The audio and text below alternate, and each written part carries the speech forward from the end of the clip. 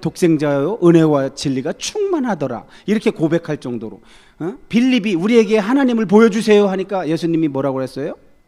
나를 봤는데도 그런 말을 하냐? 그 얘기는 뭐예요? 예수님을 보면 하나님을 보는 거랑 마찬가지라는 얘기잖아요. 그러니 뭐예요? 성자 예수님에게는 성부 하나님이 연합되어 있다는 걸 말하는 거잖아요.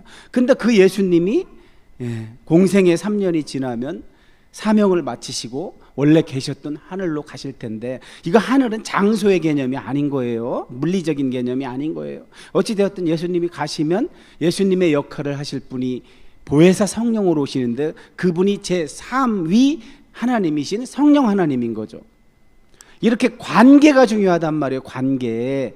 이 세상, 하나님이 창조하신 이 세상은 온통 유기적 관계로 이루어졌는데, 우리 사람들은 너무 극단적으로 지금 개체화되고 있단 말이에요. 관계하기를 싫어해요. 그래서 결혼도 안 해요. 제가 지난주에 이야기했잖아요. 모든 걸 하고 싶은 걸 다 하면서 살 정도로 아버지, 어머니, 부모님이 저를 놓아 주셨어요. 한마디로 방목하셨어요. 그래서 너무 감사한데 제일 먼저 장애를 느낀 게 뭐였다고요? 결혼을 하고 나니 내가 하고 싶어도 할 수 없는 게 있구나를 느꼈고, 자식을 낳고 났더니 하고 싶어도 하고 할 수 없는 게 너무나 많구나를 느꼈다는 거예요. 느꼈다고 고백했잖아요. 이 말의 뜻은 뭐예요? 관계에서 오는 것 때문에 그런 거잖아요. 그래서 사랑이란 낱말이 비로소 거기에 등장을 하고 있잖아요. 성부, 성자, 성령 하나님이 서로 사랑하시는 관계로 유기적으로 묶여 있는 것처럼 우리 사람도 그렇게 사랑하며 살기를 원해서, 사람이 혼자 있는 게 보기 안 좋아서 그의 짝을 만들어 주시고, 또 그 둘이 만나서 사람이 부모를 떠나와 누구와? 여자와 합하여 한 몸을 이룰 줄이라. 왜 그렇게 된 거예요? 자녀를 생산하기 위해서. 이런 공동체를 통해서 하나님이 원하셨던 게 뭐라고요? 그게 사랑이에요. 사랑. 서로 사랑하며 사는 모습을 보고 싶어서. 이 성경이란 책은 사랑교과서예요. 사랑교과서. 근데 오늘날 어떻게 됐어요? 오늘날 우리가 사는 세상을 잘 보세요. 사랑이란 말을 붙일 수가 있습니까? 가족 안에도 개인 플레이잖아요. 개인 플레이. 우리 가정만 해도 냉장고에 자기가 먹을 걸 따로 찜해놔요. 우리 어떻게 살았습니까? 우리 특히 동양 문화, 우리 한국적 정서는 뭐예요? 된장찌개 끓이면 식구 여럿이 침 묻혀가면서 그거를 같이 떠먹었던 문화예요. 공동체가 너무 자연스러웠던 문화인데, 자, 성경은 이렇게 사랑을 배우는 과정은 길고도 길어서 사도 바울이 자기가 개척한 고린도 교회 성도들에게 편지를 쓸 때 뭐라고 했어요? 고린도전서 13장에 사랑의 속성을 15가지로 말하잖아요. 근데 그 15가지 중에서 가장 반복적으로 강조된 게 뭐예요? 참는 거잖아요. 참는 거. 사랑의 속성은 참는 게 다예요. 참는 게. 사랑은 오래 참고 온유하며 시기하지 아니하며 교만하지 아니하며 자기의 유익을 구하지 아니하며 무례히 행치 아니하며 자기를 자랑하지 아니하며 성내지 아니하며 악한 것을 생각지 아니하며 불의한 것을 생각지 아니하며 진리와 함께 기뻐하며 모든 것을 참으며 믿으며 바라며 견디느니라. 잘 봐요. 오래 참고가 제일 먼저 들어가. 그 다음에 중간에 뭐가 있어요? 모든 것을 참는데, 맨 마지막에는 견딘대. 온통 참으며. 근데 오늘날 사람들이 참아요? 오죽하면 예수님이 자신을 책 잡아서 죽이려고 하는 이스라엘의 종교 지도자들이 와서 함정을 파죠. 선생이시여, 랍비여. 모세는 모세는 이혼을 허락하지 않았는데, 음행한 것을 제외하고는 허락하지 않았는데, 자, 우리 율법에는 형이 죽으면 동생이 그 형수와 결혼을 해서 애를 대신 낳아줘야 한다고 돼 있는데, 이렇게 되면 형이 계속 죽어서 한 7명의 형제들의 맨 마지막 동생이 형의 역할을 해줬다고 쳐요.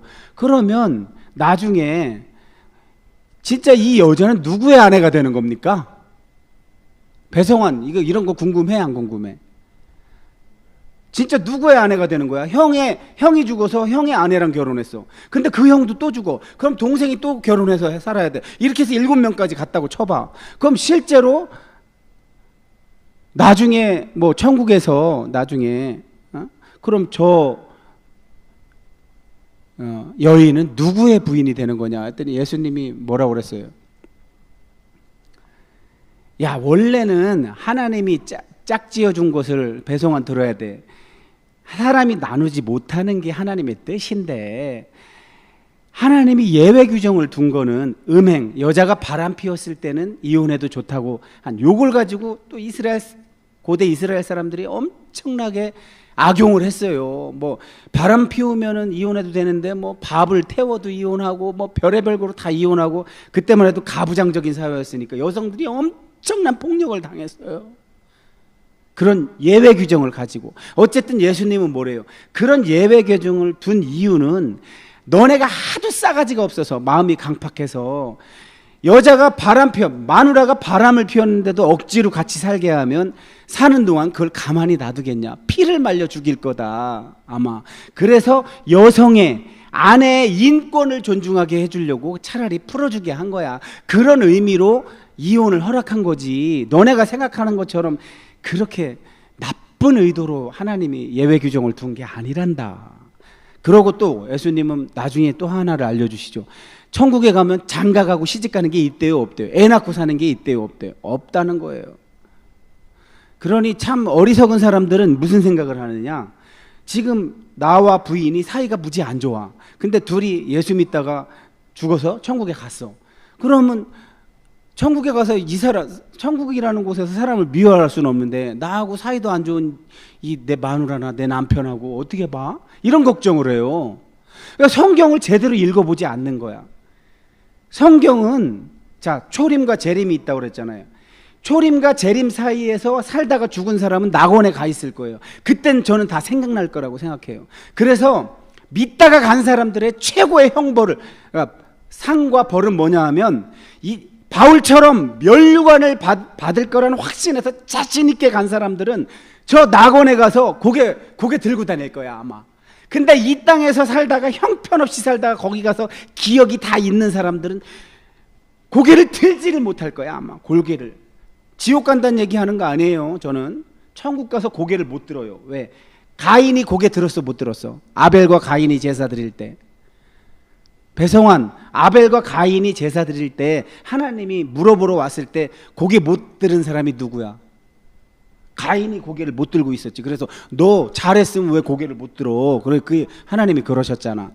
그 얘기는 뭐냐 하면 우리가 여기서 거룩하고 경건하게 살다가 정말 하나님 뜻을 실천하려고 애쓰며 살다가 바울처럼 담대하게 간 사람들은 떳떳하게 거기서 고개 들면서 살겠지. 그러나 그렇지 않게 살다 간 사람은 고개를 들 수가 없어서 그게 형벌이지, 형벌. 왜? 자기의 상태가 다 보이니까. 거기선 거울과 거울을 보는 것처럼 본대잖아. 너무 선명하게 다 보인다잖아요, 자기의 내면이. 그러니 창피해서 고개를 들 수도 없겠지. 부끄러운 구원이지. 그런데 재림, 예수님의 최후의 심판이 일어난 다음엔 기억이 남아있대요 없대요? 남아있으면 그건 천국이 아니지. 형벌은 거기까지지. 새하늘과 새 땅이 시작되는 예수님의 재림 때는 기억이 없어요. 그러니까 결혼하고 그거 할 필요도 없어요. 죽지도 않는데 뭘 결혼해. 자녀를 생산하는 이유는 불순종해서 죽으니까 메시아까지 가야 되니까 자녀를 생산한 거지. 후손을 계속 낳아야 메시아까지 가지. 육신으로 오시는 메시아까지 가려면, 여자의 후손으로 오는 메시아까지 가려면 자녀를 낳아야 되니까. 창세기 1장에 그게 벌써 예고돼 있잖아요. 생육하고 번성하여 땅에 충만하라. 죄를 짓지 않을 거라면 그런 예고가, 선언이 뭐가 필요해요? 죄를 질 거를 다 알고 계셨지. 하나님은 단절될 걸. 그래서 메시아까지 회복을 그러니까 둘째 아담, 하나님과의 단절을 회복하실 예수님이 올 때까지는 자녀를 낳아야 될 거 아니에요. 자, 제가 이렇게 흥분해서 서론을 시작한 이유는 배성환, 우리가 이거 켜자마자 삐 소리 나는 걸 잡으려고 혼자서 금요일 날도 해보고 오늘도 이리저렇게 해봤지만 잘 안 돼. 보통 이 음향 방송실 전문가들이 다 켜놓고 헤드폰 쓰고 들어가면서 잡는 거잖아, 이런 삐 소리 같은 거. 근데 나 같은 경우는 봐봐, 스킬을 위주로 부교역자 사역을 한 사람이 아니야. 물론 안 한 건 아니지만 다 경험해서 와서. 지금 봐봐, 배성환, 나 혼자서 이런 시설을 대출을 받아서 시설을 했고, 또 지금 이 예배도 성환이와 주현이가 여기 나와 있지만 아무도 없어도 이 온라인으로 참여하는 공동체 구성원들과 예배를 드리는데 지장이 없도록 만들어 놨잖아. 스킬 중심의 그런 기존에 지금 교회들이 추구하는 담임 목사님이 좋아하고 계급이 형성되어 있는 그 속에서 개처럼 일해야 되는 그 부교역자 구조에서 그들이 좋아하는 사역을 추구하지 않은 나는 나를 업그레이드하고 하나님의 말씀이 진짜 이런 의미인지 코피 터지게 공부하고, 사역지에서도 그 계급사회에서 가장 힘이 없는 저 성도들, 집사도 못 되는 성도들을 가장 염두에 두고 그들을 위한 사역을 펼쳐온 그런 내가 이 담임 목회, 물론 이 조그만 성도도 없는 담임 목회지만, 오프라인에 성도도 없는 담임 목회지만, 이 담임 목회자로서 이 예배를 연출하는데, 그러니까 예배를 준비해서 드리는데 부족함이 있어 없어, 배성환? 그래서 금방 배우는 거는 추구할 필요가 없어. 왜? 닥치면 금방 하니까. 저런 스킬 목회, 스킬 뭘 배워서 하는 이 스킬은 금방 배우잖아. 박남희 같이 그걸 추구하지 않은 사람도 내가 이걸 다 만들어서 지금 하고 있잖아. 근데 진짜 어려운 건 뭐야? 진짜 오래 걸리고 어려운 거, 진짜 오래 걸리고 어려운 게 뭐야, 배성환? 사랑이잖아. 사랑하며 사는 거. 사람을 긍휼히 여기고, 저 오늘날처럼 사람은 사랑 안 하면서 집에서 기른 개와 고양이는 너무나 끔찍히 사랑하는 이런 세상. 사랑은 오래 걸려. 오래 참아야 돼. 사랑은 오래, 이거야말로 오래 걸리고 막 깊이 배워야 되고 열심히 배워야 되는 건데, 이건 안 해. 사람들이 먹고 사는데 필요한 스킬만 빨리 익혀가지고 그냥 몸을 만족시키는데, 혈안이 돼갖고 몸을 만족시키는데, 이 내면이 가득 차서 사랑할 때 나오는 그 기쁨, 그 강한 호르몬, 이런 체험을 좋아하진 않아. 이런 체험을 추구하진 않아. 그거 오래 걸리니까, 어려우니까. 근데 성경은 줄곧 뭐를 하래? 방금 내가 말한 그걸 추구하래, 성경은. 근데 오늘날 현대인들이 그걸 추구하냐고. 현대인들은 자꾸만 쉽고 빠르고 생생나는 거, 자기가 높아지는 거, 자기 자랑할 수 있는 것만 추구하잖아. 언제 성경이 그렇게 가르쳤어? 오늘 보자고. 이렇게 서론이 길어진 이유는 오늘 말씀이 단순해요. 그냥 답이 나와요, 읽기만 해도. 자, 배성환 시작하는 말씀, 그냥 읽기만 해도 답이 다 나와요. 어렵지 않아서. 그들이 베드로와 요한이 담대하게 말함을 보고 그들을 본래 학문 없는 범인으로 알았다가 이상히 여기며, 또 전에 예수와 함께 있던 줄도 알고. 아멘. 저기서 그들이 누구예요? 그들이 누구예요?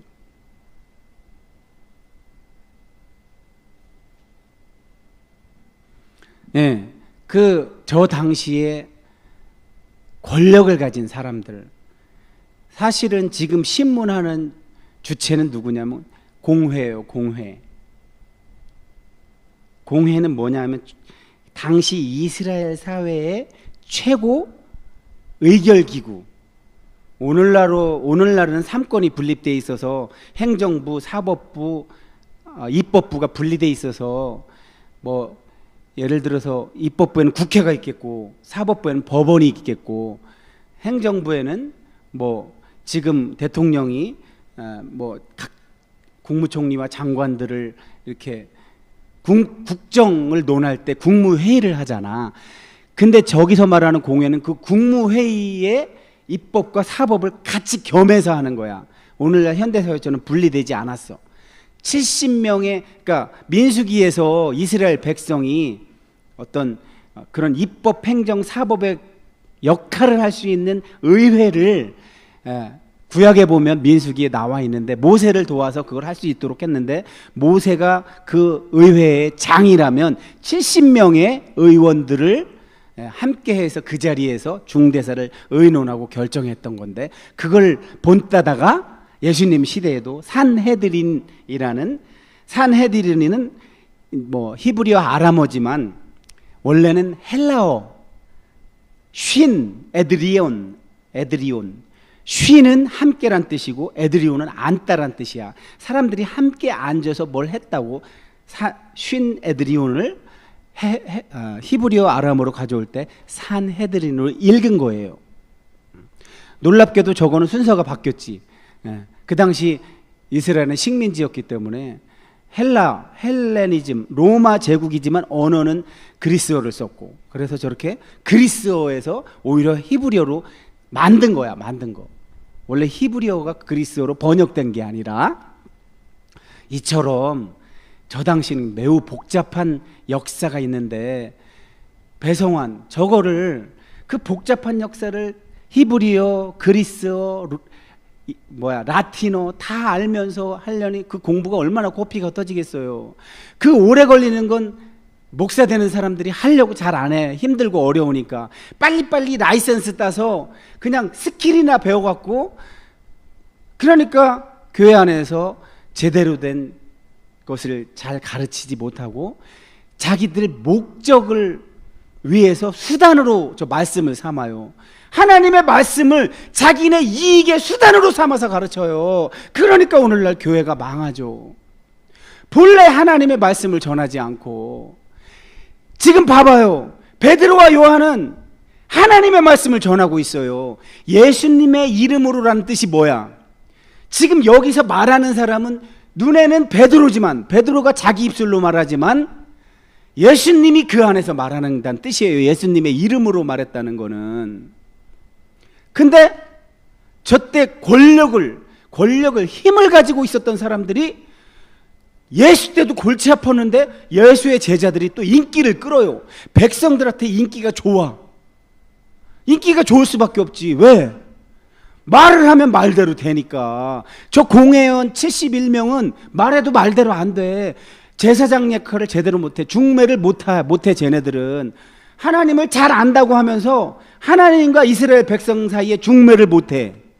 그 중매쟁이가 하나님도 잘 알고 백성도 잘 알아서 그 중매쟁이를 보고 하나님을 볼 수 있어야 되는데 실제로 권력을 가졌던 공회원들은 제사장들, 바리새인들은 그걸 못해. 장로들은. 근데 누가 하고 있어 지금?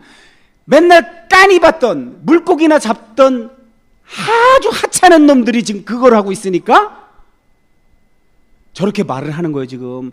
쟤네들 옛날에 그 목수 그 예수랑 같이 있던 놈들 아니야? 아니 쟤네들 배운 것도 없는 놈들이 어떻게 저렇게 말을 잘하지? 이렇게 얘기하는 거야 지금. 그것뿐만이 아니라 맨날 성전 문 앞에서 미문 앞에서 아름다운 문 앞에서 구걸하고 있었던 그가 지금 어떻게 하고 있는 걸 봐? 서 있는 걸 보는 거야 지금. 저 높은 사람들이, 권력을 가진 사람들이. 그러니까 안 믿을 수가 없잖아. 왜? 우리가 읽은 말씀에 보면 맨 마지막에 그 사람이 몇 살이래요? 40살이라잖아. 40살. 40살이면 대체 그 성전의 아름다운 문 앞에서 얼마나 오랫동안 구걸을 한 거야. 그러면 그 사람들 여기 머릿속에는 저 병 걸린 사람이 어떻게 각인돼 있어? 맨날 앉아 있어야 되잖아. 근데 지금 서 있어. 그걸 보고 어떻게 안 믿어? 어떻게 안 믿어? 그러니까 비난할 말이 없대요. 왜? 눈으로 보고 있으니까. 쟤네들은 눈으로 봐야 믿는 애들이니까 눈앞에서 40년씩이나 쓰질 못해서 앉아서 구걸했던 놈이 서 있으니까 비난할 말이 없더래. 그래서 이 앞에서는 지네들의 약점이 드러나는 게 창피하니까 지금 어떻게 해요? 나가라고 했대요. 나가라고. 그 공회라는 데서 얼른 나가. 우리끼리 할 얘기가 좀 있어. 하고 얘기를 하는데 무슨 얘기를 했대요? 어떻게 하지?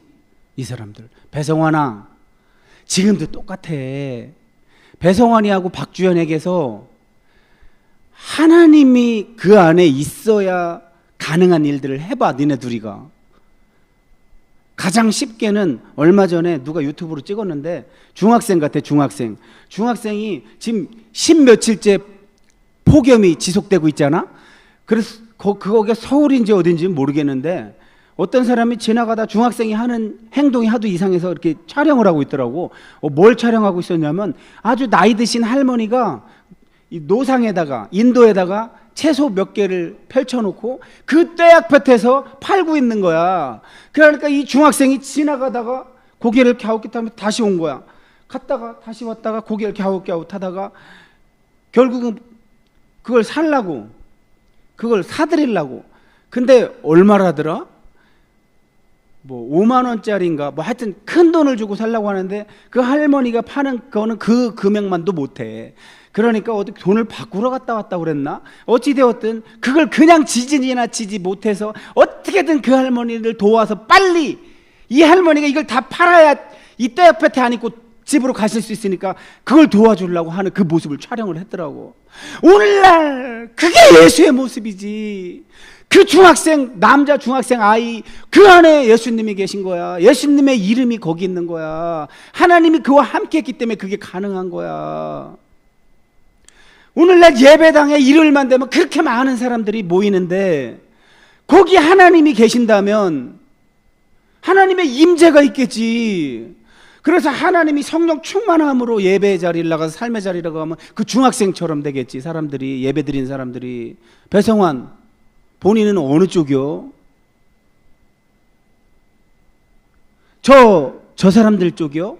절대 인정 안 하지. 지금 저 권력을 가진, 지금 잘 먹고 잘 사는 사람들, 편안한 사람들 까니 보는 사람들, 아우 하찮은 놈들하고 무시하는 사람들, 그런 사람들 쪽에 있어? 아니면 무시당하는 쪽에 있어? 무시당하는 쪽은 저렇게 하나님이, 예수님의 이름이 함께하는 제자들도 있지만 군중들도 있단 말이야. 근데 주님은 그들도 다 구원하려고 죽으셨어. 어찌되었든 지금 이 권력을 가진 잘 먹고 잘 사는 사람들이 뭐가 지금 싫은 거야? 이 하찮은 놈들이 일으키는 기적이 싫은 거야. 그래서 그 사람들한테 백성들이 주목하는 게 싫은 거야. 그래서 유명한 표적 나타나니까 모든 사람들이 다 우러러보잖아. 근데 누구도 부인할 수 없대. 자기들도. 왜? 서 있는 걸 봤으니까. 그 40년 된 병자가 일어서 있는 걸 봤으니까 자기들도 부인할 수 없으니까. 어떻게 해야 될지 고민하는 거야. 오늘날 우리 믿는 자가 저렇게 고민하게 만들어야 돼. 누구를 고민하게 해야 돼. 저 세상 사람들도 고민하게 해야 되겠지만, 세상의 권력자들도 고민해야 되겠지만, 교회 안에 권력자들 고민하게 해야 되지. 교회를 통해서 자기 자신의 사리사욕만 채우는 교회 안에 권력자들도 긴장하게 만들어야지. 어떡하지? 저 중학생 저 자식은 예배도 잘 빠지고 잘 나오지도 않은 놈인데 어떻게 저런 일을 하지? 하고 긴장하게 만들어야지. 너 앞으로 그런 짓 하지 마. 너 때문에 비교되잖아. 이렇게 만들어야지. 자, 저들이 어떻게 할 수가 없으니까. 왜? 이 제자들이 하는 일 때문에 제자들을 믿는 사람이 너무 많으니까 함부로 할 수가 없으니까 위험만 했대요. 앞으로 이 이름이 누구 이름이요? 배성환. 예수 이름으로 말도 하지 말고 가르치지도 말어 하고 경고만 하고 그들을 내쫓았대요. 그랬더니 베드로와 요한이, 이 말이 참 중요해요. 오늘 말씀의 제목도 제가 하나님 앞에서라고 했잖아요.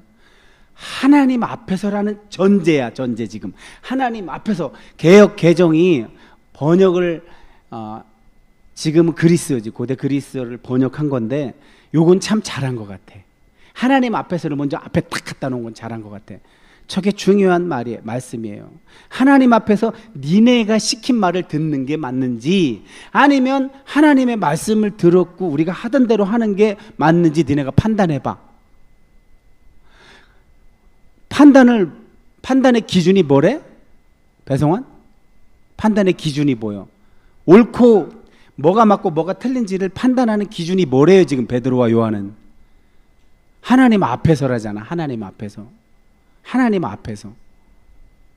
그러니까 지금 사람들이, 그러니까 하나님을 모르는 세상 사람들은 지네 멋대로 살아도 돼.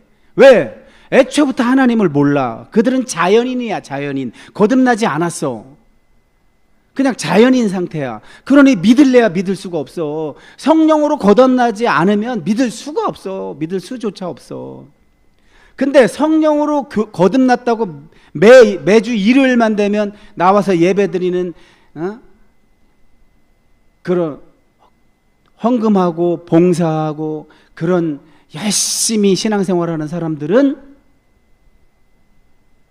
한 번만 물어보자. 배성환, 하나님이 지금 하나님 앞에서란 뜻은 뭐냐면 예수의 이름과 똑같은 거야. 예수님의 이름과 하나님 앞에서는 똑같은 말이야. 그 얘기는 뭐냐면 지금 하나님 계시다는 뜻이야. 여기 지금 하나님이 계시다는 뜻이야. 하나님이 계시면 그렇게 할 수 있을까? 성환아, 아까 목사님이 서론에서 얘기했잖아. 우리가 죽으면 분명히 낙원에 가 있어. 거듭난 자들이 낙원에 가 있어. 그러면 거기 누가 계셔? 예수님 계실 거 아니야. 그러면 예수님 계신 데서도 거짓말 할 수 있을까? 하나님 계신 데서 거짓말 할 수 있을까? 못하지. 왜? 속이 다 들여다 보여. 바울이 얘기했잖아. 제3하늘까지 갔다 왔대잖아. 사도 바울이 체험한 그 천국은 다 보인대. 말로 소통을 할 필요가 없대. 에너지를 쓰는 소통을 하지 않는데, 박남이가 지금 성환이가 이런 말을 할 필요도 없대. 성환이한테 하고 싶은 생각만 떠올려도 상대방이 다 알아듣는데. 그러니 얼마나 쪽팔릴까. 그러니 지금 거듭나서 하나님 믿는다고 하는 자들이 저 위선적인 이중인격적으로 하는 행동들은 주님 앞에 가면 다 드러난다고. 그래서 베드로가 얘기하는 거야. 지금 하나님, 지금 베드로와 요한하고 함께 계신 그 하나님이 여기 계신데 니네가 정말 니네 말 들어야 돼? 한번 니네가 생각해봐. 하나님이 지금 여기 계셔. 그럼 니네 말 듣는 게 맞아? 하나님 말 듣는 게 맞아? 지금 물어보는 거야. 거꾸로 물어보는 거야. 지금 오늘날 우리 중에 누가 지금 권력을 가진 사람 앞에서, 윤석열이 앞에 가서 저런 말 할 수 있는 사람이 있어? 윤석열이가 지금 붙잡히기 전에 아직 대통령이고 경호원한테 총 들고 쏴! 김건희가 아유 총 갖고 뭐해? 왜 안 쏴? 그런 상황에서 그 두 부부 앞에 가서 당신들 지금 잘못하고 있습니다. 자유민주주의 사회에서 인권을 가졌는데, 동등한 인권을 가졌는데 그렇게 폭력적으로 하시면 되겠습니까? 할 수 있어? 총 앞에서? 못해. 지금 베드로, 요한은 산헤드린 공회원들이 충분히 베드로와 요한을 죽일 수 있는 힘이 있는 사람인데 뭐라고 얘기해? 지금 배성환 만 끝에 우린 말할 거래. 지금 협박을 했는데, 위협을 했는데, 경고를 했는데 안 한다고 그랬어. 지금 우리가 보고 들은 것을 말하지 아니할 수 없다. 우린 말할 거래. 죽어도 좋단 얘기야. 저거는 충분히 저 최고 의결 기구 안에 있는 사람들은 죽일 수 있는 사람들이야. 예수님도 저들이 죽였잖아. 예수님도 저들이 백성들을 선동해갖고 로마 총독의 힘을 빌어갖고 죽였잖아. 예수님도 얘기했잖아. 나를 죽인 그들이 너희들도 죽일 것이다. 핍박. 결국은 다 순교해. 결국은. 근데도 저렇게 양보를 안 해요. 타협을 안 해요. 우린 보고 들은 것을 말하지 않을 수 없대. 말할 거래. 배성환 저기서 보고 들은 게 뭔데? 베드로와 요한이 말한 보고 들은 게 뭔데? 예수님 옆에서 예수님이 일으키는 표적도 보고 예수님이 가르쳐준 하나님 나라의 것을 다 보고 들었잖아.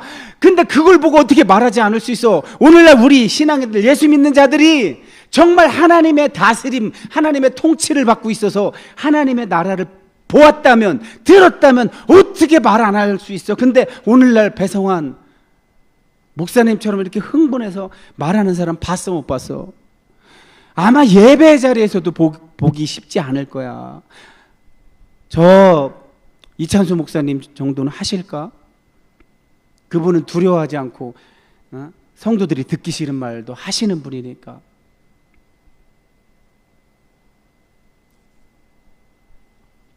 자, 너무 배짱 있게 나오니까 그 권력 있는 자들이 어떻게 할 수가 없어서 그냥 협박, 위협만 하고 놓아줬는데, 이 모습을 다 누가 봤어? 백성들이 다 봤잖아. 저기서 모든 사람이라고 그러잖아. 이 모습을 본 모든 사람이 하나님께 영광을 돌렸대. 그리고 나서 이 사람이 지금 40여 세라는 걸 누가는 밝히고 있어. 자, 뒤에 말씀 때문에 헷갈리면 안 되니까 한 번만 더 보여줄게요. 중요한 건 이거예요.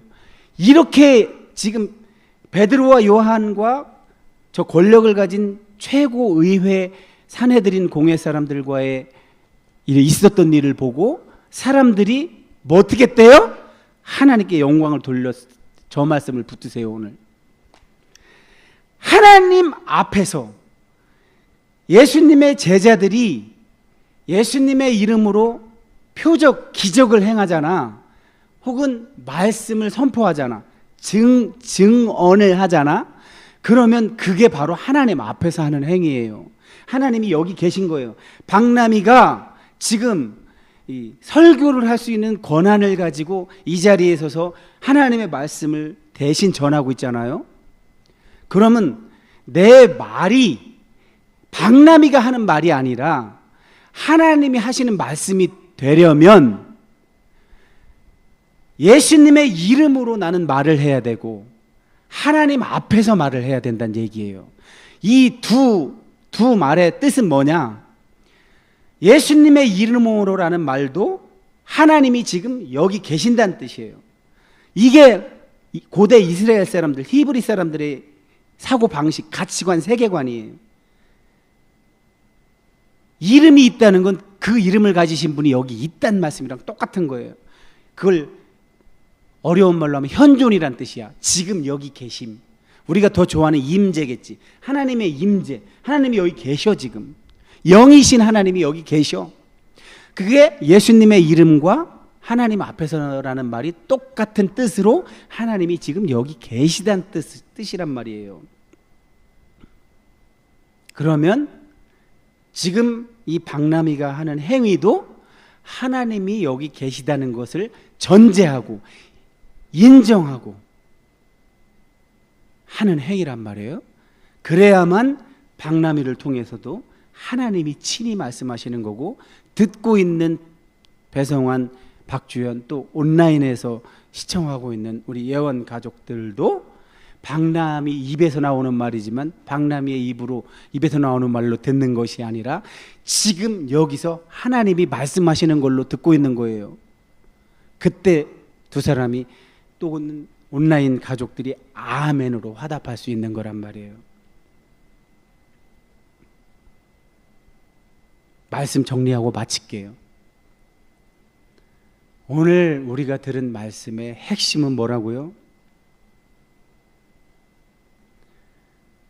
베드로와 요한이 예수님이 하셨던 그 일을 바통을 받아서 지금 열심히 하고 있으니까 베드로와 요한을 통해서 어떤 일이 일어나요? 무려 40여 세나 되도록 한 번도 일어서지 못하고 성전 아름다운 문 앞에서 구걸만 하던 그 병자를 고치는 일이 일어나요. 그래서 백성들이 그걸 보고 베드로와 요한을 우러러보는데 베드로와 요한은 이건 자기가 한 일이 아니고 예수님의 이름이 한 일이다. 그 얘기는 뭐라고, 그 말의 의미는 뭐라고 했어요? 예수님이 하나님의 영으로 친히 내 안에 계셔서 그분이 하신 일이라고 하나님께 영광을 돌리고 있죠. 그러니까 베드로와 요한이 자기를 통해 일어난 일을 두고 자기가 그 영광을 취하지 않고 하나님께로 영광을 돌리자. 어떤 일이 일어나요? 그것을 시기하고 질투했던 예수님의 제자들이 너무 인기가 많아지고 유명해지는 것이 싫어서 불러다가 감옥에 가두고 그들을 신문했던 그 당시의 종교 권력자들이 이들을 어떻게 해보려고 했지만 너무 많이 알려져서 이미 백성들도 알려졌기 때문에 왜? 뭐라고 어떻게 알려졌어요? 저 일은 저 무식한 배우지 않은 물고기 잡는 어부들이 한 일이 아니라 하나님이 친히 하신 일이라고 백성들이 인정을 해버리니까 모든 사람이 하나님께 영광을 돌렸다고 그랬잖아요. 하나님이 한 일이라고 인정을 해버리니까 이 사람들이 어떻게 하지를 못하는 거예요. 예수님의 제자들 베드로와 요한을. 그래서 죽이지도 못하고 계속 감옥에 가두지도 못하고 위협, 협박만 하고서 다시는 예수의 이름으로 말씀을 전하고 가르치지도 마, 그런 짓은 하지도 말어 하고 협박하고 내보냈는데 베드로와 요한은 알겠습니다 하고 나온 게 아니라 싫어, 우리는 우리가 보고 들은 것을 전할 거야. 너네가 한번 하나님 앞에서 하나님이 지금 여기 계시다고 생각하고 하나님께 여쭤봐. 너희의 말을 우리가 듣는 것이 맞는지 아니면 하나님의 말씀을 우리가 듣는 것, 그것이 맞는지. 하나님의 말씀을 듣는다는 것의 의미가 뭐예요? 예수님이 오셔서 보여주시고 가르쳐 주신 것, 보고 들은 것을 우리가 백성들한테 전하고 가르치는 게 맞는 건지, 너네가 시키는 대로 하지 않는 것이 맞는 건지 하나님 앞에서 너희가 직접 물어보고 판단해. 이렇게 대답하고 나왔대요. 배성환, 이렇게 살 자신 있어요? 없어서 여기 나왔잖아요. 그러면 지금 이 말씀은 지금 여기서 내게 주시는 말씀이라면 나는 비록 의지도 약하고 실력도 없고